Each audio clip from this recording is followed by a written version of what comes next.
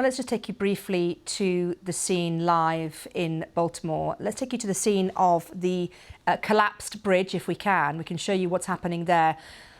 We've seen the bridge collapsed in the water. There you go. You can see the ship, the cargo ship there in the distance. The bridge collapsed in the water. A good 2/3 of the ship are underwater now.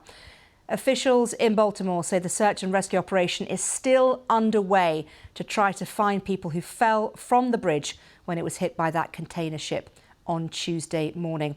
Well, let's take you live to Baltimore. There's a press conference about to start any second with the Maryland governor, Wes Moore. It's scheduled for, well, for now. We will, of course, try and bring you that as soon as it happens. That's the press conference. The world's press have all gathered there to listen to what he has to say.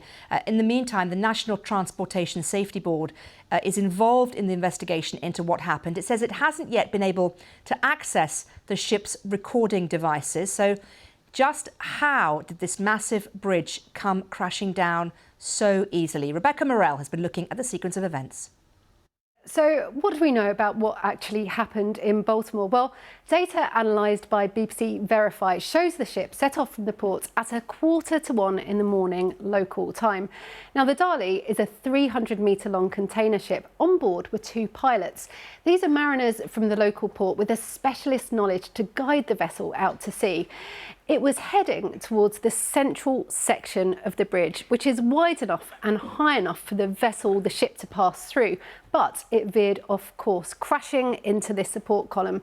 So what happened? Well, in this video, the ship is nearing the bridge. But at 1:24 a.m, the lights suddenly go out. A major technical fault, we think, happened. And then at 1:25, a minute later, the lights come back on. Now, 3 minutes after this, you start to see black smoke billowing from the ship. And there on the bridge, you can see the work vehicles where the team are fixing potholes on the bridge. Now, a mayday call went out. Then moments later, at 1:28 a.m, the ship collided with the bridge and caused it to collapse.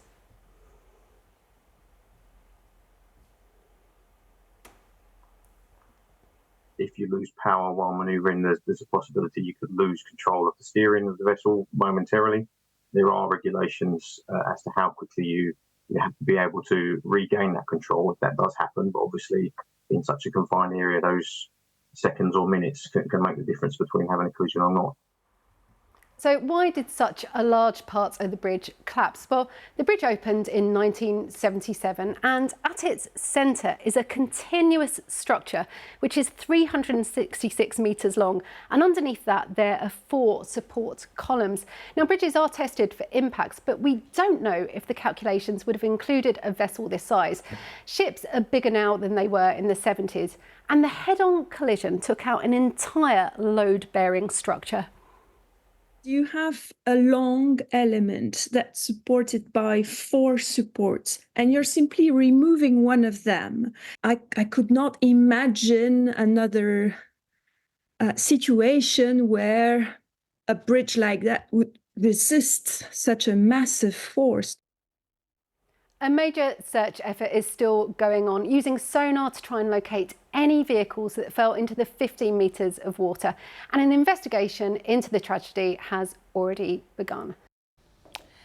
That was Rebecca Morell there. Well, let's take you live now to Baltimore, and you can see on the screen next to me, we are waiting for a press conference. That conference is going to be chaired by the governor of Maryland, who is Wes Moore, and he will be giving a press conference imminently. We'll keep that on the screen so that we can keep an eye on it for you. And if he does stand to speak, we will take you there immediately. In the meantime, throughout the course of today, we have heard from many of those affected by the disaster. Alex Del Sardo is the owner of the Hard Yacht Club and Anchor Bay Marina. It's pretty close to the bridge. He and his colleagues were there throughout the day. Here's what he described to me. So at about 1:48 this morning, they heard this incredible rumbling noise, and we compare it to like a train moving through a town. And then by 3 o'clock, there was a phone call saying from the fire department, like, we're on our way. And by 3:15 this morning, we started fueling up the first responders here at our dock. I got to the marina about 5 o'clock. We had others arrive as early as 4 in the morning. And there has just been a flurry of activity all day long. First responders, police, fire, all over coming here to Hard Yacht Cafe, to Anchor Bay, fueling up, getting warm, and getting back out there because we're just about a mile away from the bridge. You must be in shock. Shock is probably the best word to use. It's a bridge. I drive that bridge multiple times a day. I take it home and I take it here every single day. I was on it last night at 6:30, and that's the last time I'll be on it for a very, very long time. It's unbelievable. How busy is that bridge normally? Because at the time of the accident, it was about 1:30 in the morning, so it wouldn't have been as busy as it would normally be. Just give me an idea, a flavour of the traffic that goes on that bridge on a daily basis. Oh gosh, I don't know what it's like in London, but the traffic is unbelievable. At our hours at 4 o'clock, 4:30, it could take you 10 minutes to get over, 15 minutes to get over. There's 30,000 cars that go through that thing on a daily basis, and when I take it home at night at 6:30, there's not a whole lot of inches available. I'm usually one of many, many cars.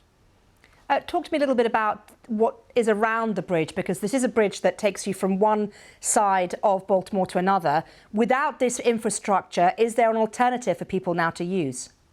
There is. It's extremely difficult. There's an Amazon distribution factory. There's so many this is a major, major port. So at the start of 695 Bridge, you have major industry happening. On the other side, you have so much more activity on the marina side.